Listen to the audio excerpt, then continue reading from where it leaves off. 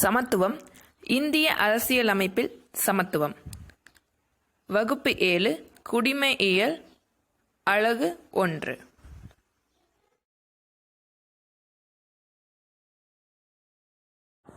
வணக்கம், நான் சௌமியா. நம்ம இன்னைக்கு பார்க்க போறது இந்திய அரசியலமைப்பில் சமத்துவம். அதாவது 7ஆம் வகுப்பு குடிமையியல்ல அலகு 1ல் இருக்கக்கூடிய சமத்துவம், அந்த பாடத்தை பத்தி தான் நாம பார்க்க போறோம். இந்திய அரசியலமைப்பில் சமத்துவம். சமத்துவம் அப்படின்னா முதல்ல என்ன? எல்லாருமே சமமா நடத்தப்படுறது, அதாவது மக்கள் அனைவரும் சமம் அப்படிங்கிறது தான் சமத்துவம். அதாவது இதுல சாதி, மத, இனம், மொழி, ஏழை, பணக்காரன், இந்த அனைத்து பாகுபாடுகளையும் கலைந்து எல்லாருக்கும் எல்லா விஷயங்களையும் கொண்டு போய் சேர்க்கிறது தான் சமத்துவம். இந்த சமத்துவத்தை பாத்தீங்கன்னா பேராசிரியர் லாஸ்கி, யாருன்னா பாத்தீங்கன்னா ப்ரொஃபசர் லாஸ்கி.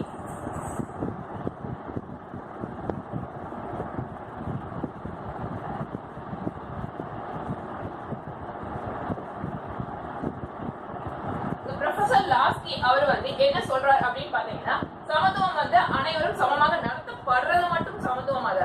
அதே நேரத்துல வெகுமதி அப்படின்னா ஒருத்தங்களை பிரைஸ் கொடுக்குறாங்க, அதாவது ஒருத்தங்களை புகழ்றாங்க, பட்டங்கள் கொடுக்குறாங்க. அந்த பட்டங்கள் எல்லாருக்குமே கொடுக்கணும், எல்லா சாருக்குமே அந்த பட்டங்கள் கொடுக்கணும். இல்லையா அந்த பட்டங்கள் வேணாம் அப்படிங்கிறது தான். அதையும் கடந்து அனைவருக்கும் அனைத்து வாய்ப்புகளும் கிடைக்குதா, எல்லாருக்கும் எல்லா வாய்ப்புகளுமே கிடைக்குதா, அதுல எல்லாத்தையும் சமத்துவம் கொடுக்கறாங்களா, அதான் பேராசிரியர் லாஸ்கி சமத்துவம் அப்படிங்கிற கோட்பாடுல தன்னோட கோட்பாடுல குறிக்கிறாரு. இப்போ சமத்துவம் பாத்தீங்க அப்படின்னா, சமத்துவத்துல இந்திய அரசியலமைப்பு சமத்துவத்துல மொத்தம் 5 சட்டப்பிரிவுகள் இருக்கு. சமத்துவம் சார்ந்த சட்டப்பிரிவுகள் 5 இருக்கு. சட்டப்பிரிவு 14 இருந்து 18 வரைக்கும் சமத்துவம் சார்ந்த சட்டப்பிரிவுகள் இருக்கு. இதுல 5 வகையான சமத்துவங்கள் இருக்கு. ஒன்று சமூக சமத்துவம். இதுல இருக்கக்கூடிய சமத்துவம் பாத்தீங்கன்னா 5 வகையான சமத்துவம் இருக்கு. முதல்ல சமூக சமத்துவம்,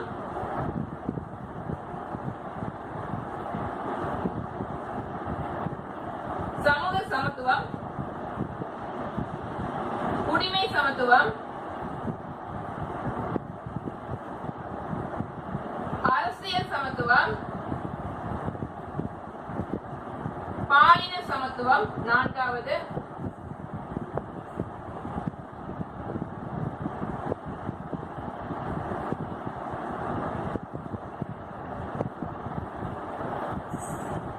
ஐந்தாவது வாய்ப்பு மற்றும் கல்வியில் சமத்துவம்.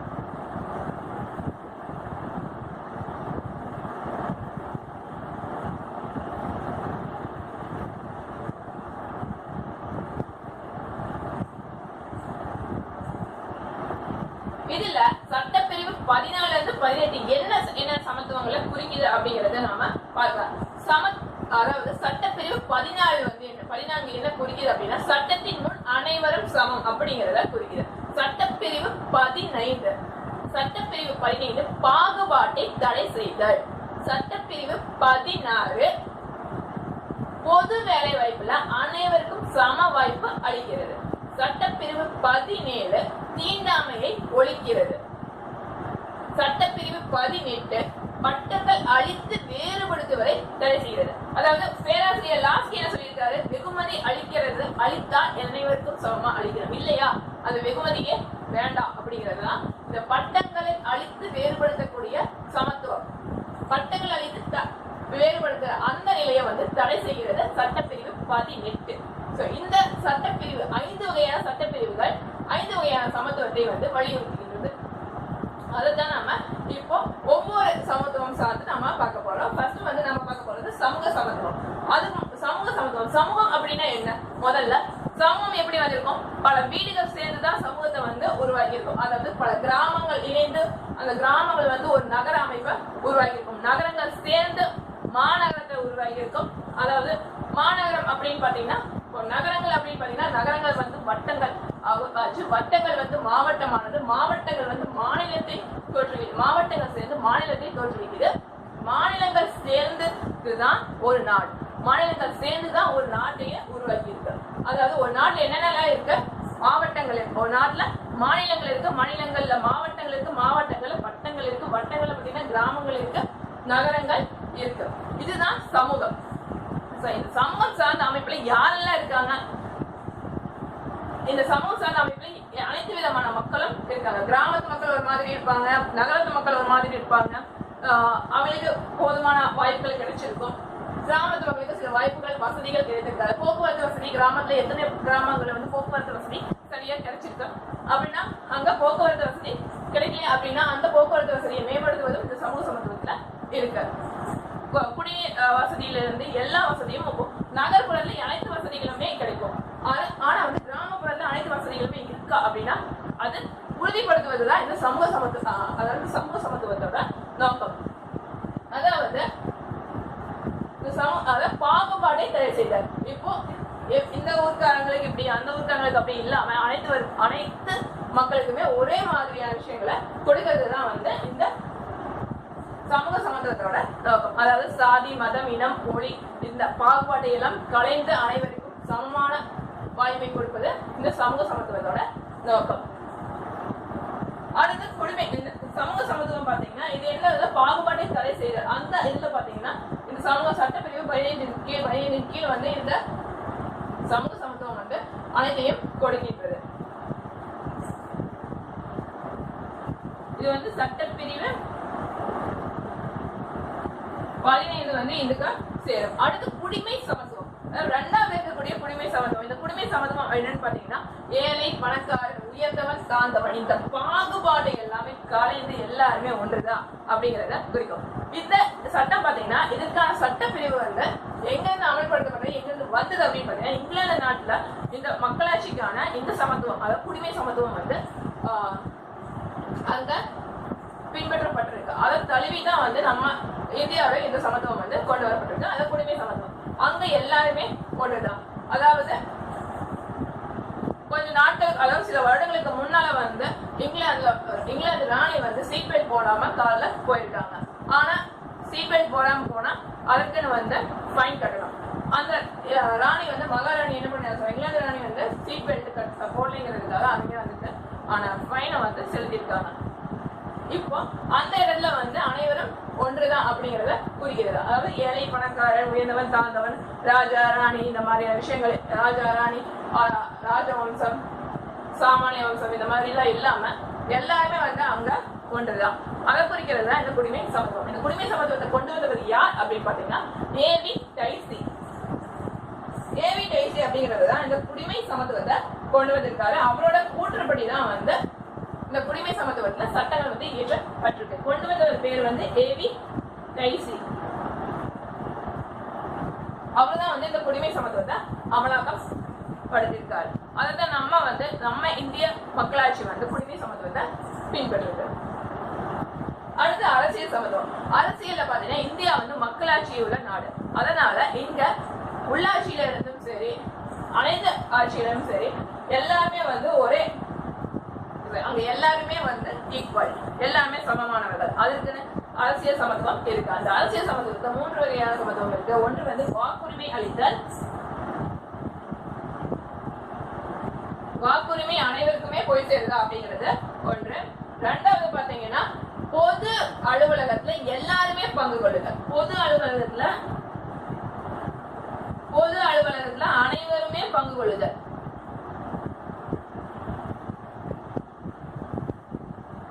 அனைவரும் பங்கு கொள்ளுதல்.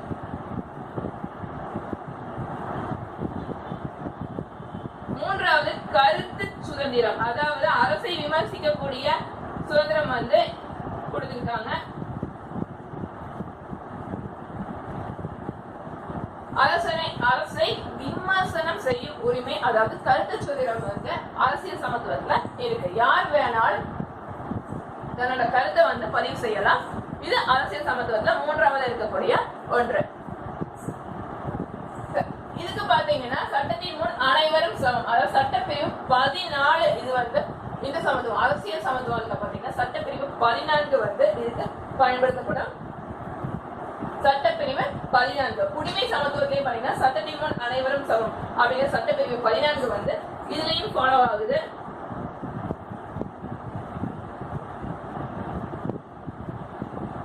அது இந்த ரெண்டுலயுமே வந்து இந்த சமத்துவம் வந்து பின்பற்றப்படுது. வாக்குரிமை அப்படின்னு பாத்தீங்கன்னா 18 வயதை நிரம்பிய யார் வேணாலும் இந்தியாவில வந்து வாக்களிக்கலாம். அதுலயும் 1952 அதாவது இந்தியா வந்து 1947 வந்து சுதந்திரம் அடைந்தது. 1950 குடியாட்சிய உருவாச்சு, அதாவது குடியரசு ஆனது 1952. குடியரசு உருவான அதே டைம்ல 2 வருஷத்துல தான் அதாவது பெண்களுக்கு வாக்களிக்கும் உரிமையை வந்து இந்திய அரசியலமைப்பு சட்டம் வழங்கி இருக்கு. 1952 பெண்களுக்கான வாக்களிக்கக்கூடிய உரிமை வந்து கொடுத்திருக்கு. அதுவே பாத்தீங்கன்னா சுவிட்சர்லாந்துல 1971 தான் பெண்களுக்கு வாக்களிக்கும் உரிமை வழங்கப்பட்டிருக்கு. இங்க 25 வயதை நிரம்பிய யார் வேண்டுமானாலும் தேர்தலில் போட்டியிட வாய்ப்பு அளிக்கப்படுகிறது. 25 வயதை நிரம்பினா யாரு வேணா வந்து தேர்தல்ல போட்டியிடலாம். இதே நேரத்தில் பாத்தீங்கன்னா கருத்து சுதந்திரம். இந்த கருத்து சுதந்திரம் பாத்தீங்கன்னா இங்க யாரான சாமானியனா இருக்கலாம், நாட்டோட முதலமைச்சரா இருக்கலாம், உயர் பதவி அலுவலகங்களை உயர் பதவி வகிக்கிறவங்களா இருக்கலாம், அதே நேரத்தில் பிரதமர், குடியரசுத் தலைவர், யாரா வேணா இருக்கலாம். எல்லாருக்கும் அனைவருக்கும் ஒரே உரிமை தான் இருக்கு. சோ கருத்து சுதந்திரம் அனைவருக்கும் சரியா இருக்கு. அதே நேரத்துல பாத்தீங்கன்னா இப்போ இவங்க எல்லாம் உயர்ந்த பதவியில இருக்காங்க அப்படிங்கிறதுக்காக வாக்குச்சாவடியில போய் வாக்களிக்காம இணையத்திலேயே வாக்களிக்க கொள்ளலாம் முடியாது. கட்டாயம் இவர்கள் அனைவரும் வாக்குச்சாவடிக்கு தான் சென்றாக வேண்டும். அங்க சாமானியனும் வாக்குச்சாவடிக்கு போகணும், ஏழையும் அங்கதான் போவான், பணக்காரனும் அங்கதான் போய் வாக்களிக்க வேண்டும். இங்க எல்லாரும் அவர்கள் ஓட்டை வந்து அவர்களே வந்து பதிவு செய்கின்றனர். அடுத்து பாலின சமத்துவம். பாலின சமத்துவம் அப்படின்னு பாத்தீங்கன்னா எந்த பாலினம் எல்லா பாலினத்துக்கும் அனைத்து விதமான வாய்ப்புகளை வந்து அளிக்கிறது வந்து பாலின சமத்துவம். ஆண், பெண், திருநங்கை பாகுபாடு எல்லாம் இல்லாம அனைவருக்கும் அனைத்து விதமான வாய்ப்புகளையும் வழங்குவதுதான் இந்த பாலின சமத்துவத்தோட நோக்கம். இதுல பாத்தீங்கன்னா அரசு வேலை வாய்ப்பா இருக்கலாம், அரசு அலுவலகங்களா இருக்கலாம், தனியார் நிறுவனங்களா இருக்கலாம். இங்க இருக்கக்கூடிய இதுல பாத்தீங்கன்னா ஒரு போஸ்டிங் எப்படின்னு பாத்தீங்கன்னா அந்த பதவிக்கு என்ன ஊதியமோ அந்த ஊதியம் வந்து ஆணா இருந்தாலும் பெண்ணா இருந்தாலும் திருநங்கையா இருந்தாலும் யாரா இருந்தாலும் சரி, எந்த பாலினமா இருந்தாலும் சரி, அவர்களுக்கு அந்த ஊதியம் வந்து சென்று அடையும். அதே நேரத்துல கூலி தொழிலாளர்களுக்கு இது கிட்டுதா அப்படின்னு பாத்தீங்கன்னா கூலி தொழிலாளர்கள் பாத்தீங்கன்னா ஆண் பெண்ணின வேறுபாடு அதை சார்ந்து ஊதியம் வந்து ஊதியத்தில மாற்றம் ஏற்பட்டிருக்கு. இன்னும் அது வந்து அந்த பாகுபாடை கலைந்திருக்கார்களா அப்படின்னா அது கேள்விக்குறியா தான் இருக்கு. கூலி தொழிலாளர்களுக்கு இன்னும் வந்து இந்த பாலின சமத்துவம் போய் சென்றடைந்திருக்கா அப்படிங்கிறது ஒரு கேள்விக்குறியா இருக்கு. இதுல இடஒதுக்கீடு என்று பார்க்கும் பொழுது பெண்களுக்கு வந்து பொதுவா இடஒதுக்கீடு வந்து குறைந்தளவுதான். அதே நேரத்தில் உள்ளாட்சி தேர்தல்ல பாத்தீங்கன்னா 50%, அதாவது 50 விழுக்காடு தான் பெண்களுக்கு வந்து இடஒதுக்கீடு கொடுத்திருக்காங்க. முழுவதும் இன்னும் இடஒதுக்கீடு வந்து செய்யல. யூனிசெஃப் என்ன சொல்லுது அப்படின்னு பாத்தீங்கன்னா அதாவது இது வந்து பாலின சமத்துவம் பாகுபாட்டை தடை செய்து, அதாவது சட்டப்பிரிவு 17 ஆண் பெண்ணின வேறுபாடு இந்த பாகுபாடு இல்லாம எல்லாருக்குமே வந்து எல்லாமே போய் சேரணும் அப்படிங்கறது அந்த சட்டப்பிரிவு 17. இது சட்டப்பிரிவு 15 கீழே வந்து வரும் பாலின சமத்துவம். இந்த இதுல பாத்தீங்கன்னா யூனிசெஃப் என்ன சொல்றாங்க, அதாவது உள்ளாட்சி தேர்தல்ல பெண்களுக்கு 50 விழுக்காடு தான் வந்து இடஒதுக்கீடு தரப்பட்டிருக்கு, இன்னும் முழுவதும் தரப்படல. அதே நேரத்தில் யூனிசெஃப் என்ன சொல்லியிருக்காங்க அப்படின்னு பாத்தீங்கன்னா ஆண்கள், பெண்கள், சிறுவர்கள், சிறுமிகள் யாரா இருந்தாலும் எல்லாரையும் ஒரே மாதிரி தான் நடத்தணும் அப்படின்னு யூனிசெஃப் சொல்லுது. ஐக்கிய நாடுகள் சபை அதாவது ஐநா சபை வந்து 2017 ஆண்டுல ஐநா சபை 2017 ஆண்டுல 17 கோட்பாடுகளை முன்வைக்கிறது. 17 நிலையான கோட்பாடுகள்.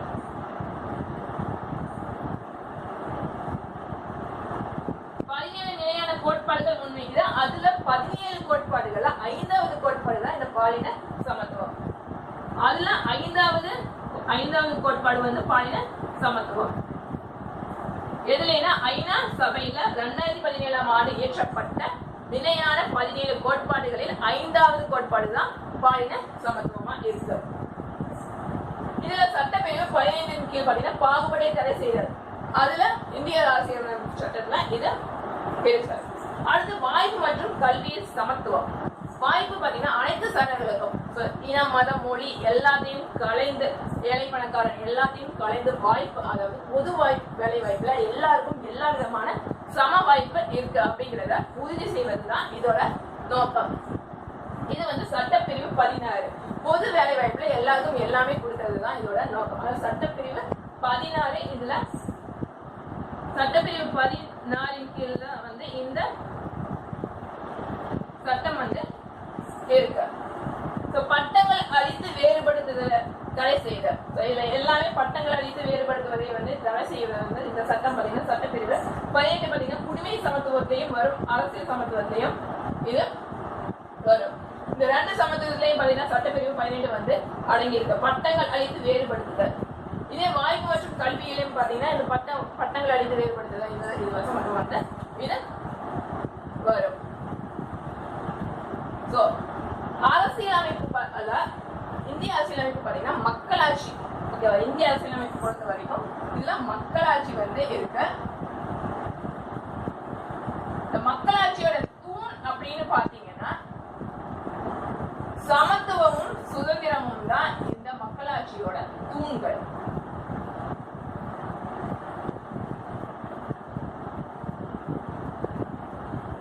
இந்த 2 கோட்பாடுகள் தான் வந்து சமத்துவத்தோட முக்கிய அடிப்படை கோட்பாடா இருக்கு.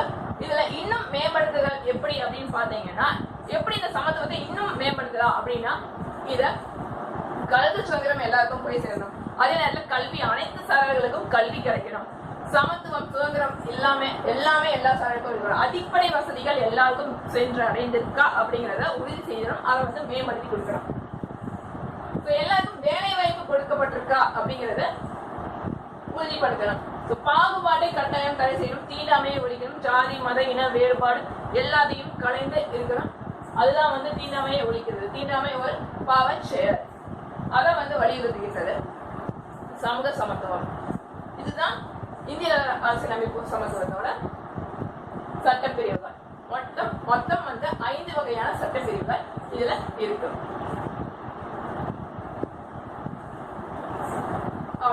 அவ்வளவுதான். மறக்காம சேனல் சப்ஸ்கிரைப் பண்ணுங்க. அடுத்த ஒரு காணொலியில நாம வேறொரு டாபிக் நாம பேசலாம். நன்றி, வணக்கம்.